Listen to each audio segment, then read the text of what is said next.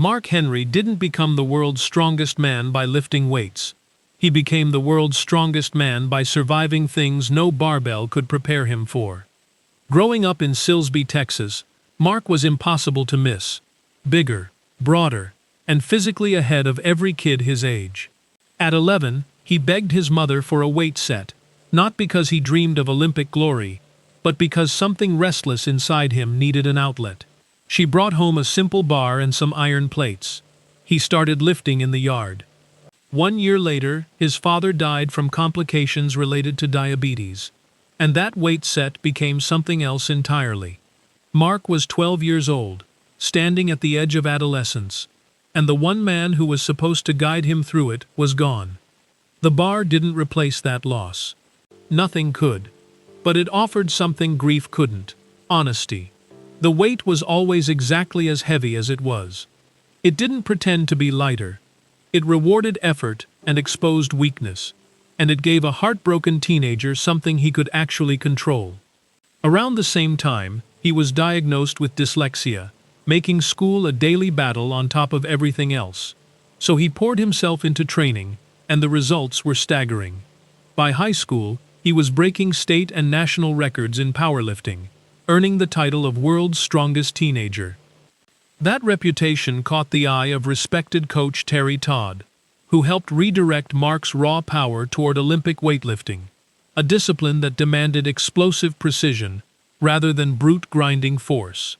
The transition was difficult, but Mark adapted. He competed at the 1992 Barcelona Olympics at just 21, and by the 1995 Pan American Games, he was collecting medals. Then came Atlanta, in 1996, his home Olympics, where he served as team captain and carried the weight of a nation's expectations. A serious back injury ended any chance of a medal. He finished 14th. The moment he had sacrificed everything for quietly slipped away. He signed with WWE that same year, and the learning curve was steep.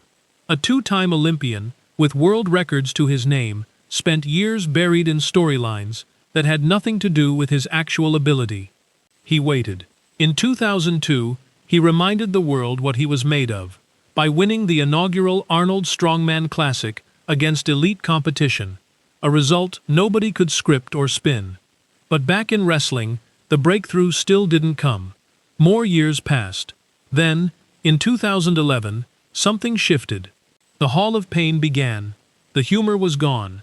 What replaced it was 15 years of frustration, turned into something quietly terrifying.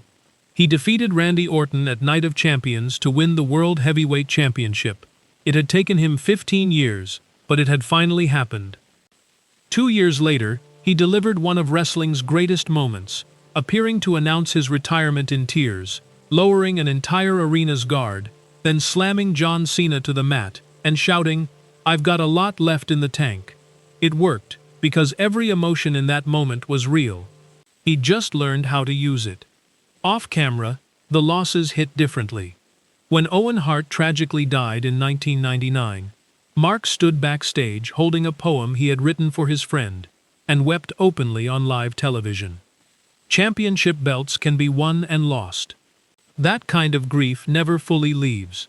Today, at 55, Mark works as a broadcaster, serves on the U.S. Weightlifting Foundation board, and watches his daughter Joanna compete in high school wrestling, finishing third at the Texas State Championships with a 54-2 record.